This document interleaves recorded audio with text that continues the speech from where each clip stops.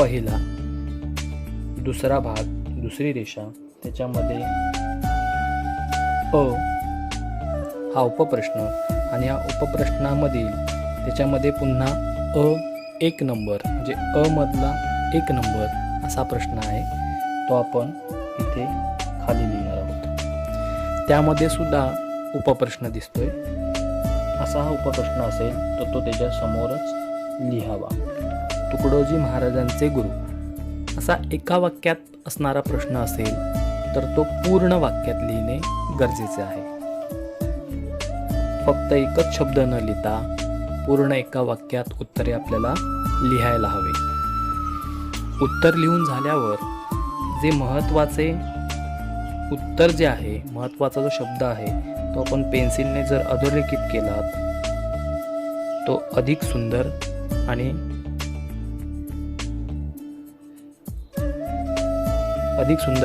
चांगले दिसेल. अशाच पद्धतीने यातीलच दुसरा प्रश्न लिहितेवेळी आपण एक ओळ सोडणार आहोत आणि प्रश्न क्रमांक 1 मधील आणि मधील पहिल्यातला ब त्याचे उत्तर आपण या ठिकाणी लिहिणार आहोत. प्रश्न क्रमांक पहिल्यामधील ब, एखादं गाळांतर असेल तर ते आपल्याला पूर्ण लिहिणं गरजेचं आहे. गाळांतर पूर्ण स्वरूपात लिहून त्याचे उत्तर लिहून तुकड्या उत्तराला खालच्या बाजूला अधोरेखित करू, जेणेकरून उत्तराकडे लक्ष जाईल. अशा पद्धतीने गाळांतरे सुद्धा एकाखाली एक न लिहिता एक लिहून एक पुन्हा ओळ सोडून पुन्हा एक लिहून. जोड्या लावा हा एक प्रश्न आपल्याला प्रश्न क्रमांक 1 मधील क हा जोड्या लावा असा प्रश्न असेल.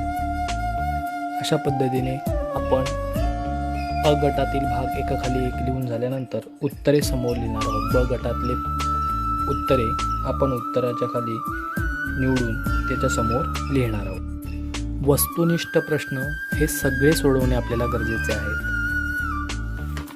अशा पद्धतीने समानार्थी, विरुद्धार्थी असे शब्द आपल्याला येतात. दोन्ही शब्द समोरासमोर लिहिलेले आहेत, परंतु आपण त्या पद्धतीने न लिहिता आपण ते एकाखाली एक लिहिणार आहोत. अरण्य ते समोर असणारे आपण उत्तर लिहिणार आहोत. दुसरं असणार आहे ते घर, समानार्थी शब्द त्या खाली लिहिणार आहोत. पुन्हा त्याचे उत्तर झाल्यानंतर याला सुद्धा आपण रेषा मारून घेऊ. त्याच पद्धतीने विरुद्धार्थी शब्द अशा पद्धतीचे प्रश्न असतील तर ते आपण त्या पद्धतीने लिहिणार. त्यानंतर काही असे प्रश्न असतात, कवितेत कोणत्या सणाचा उल्लेख केला आहे, योग्य पर्याय ओळखून लिहा.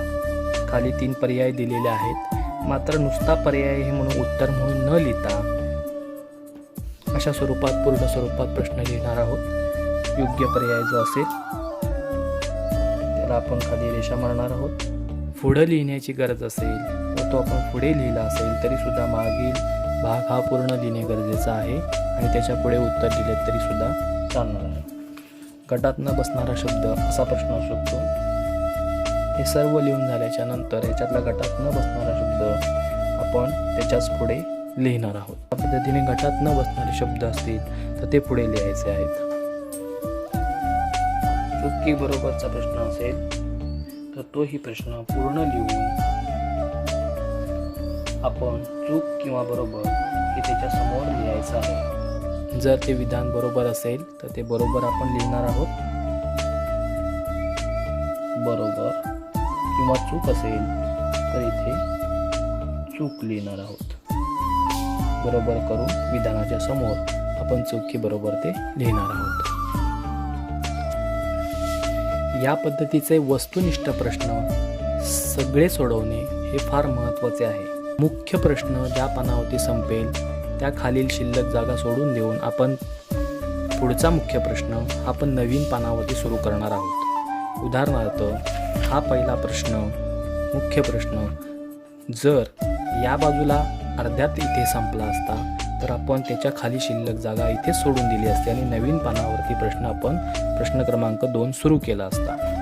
नवीन प्रश्न उदाहरणार्थ प्रश्न क्रमांक 4 यातील निबंध लेखन, पत्रलेखन असे प्रश्न जे आहेत ते आपण नवीन पानावरती चालू करणार आहोत. अर्ध्यात चालू न करता ते नवीन पानावरती चालू करणार आहोत. उदाहरणार्थ प्रश्न क्रमांक 4 यामधील आपण जो निबंध लिहिणार आहोत तो निबंध निवडून नाव लिहून समास सोडून खाली निबंध लिहिणार आहे.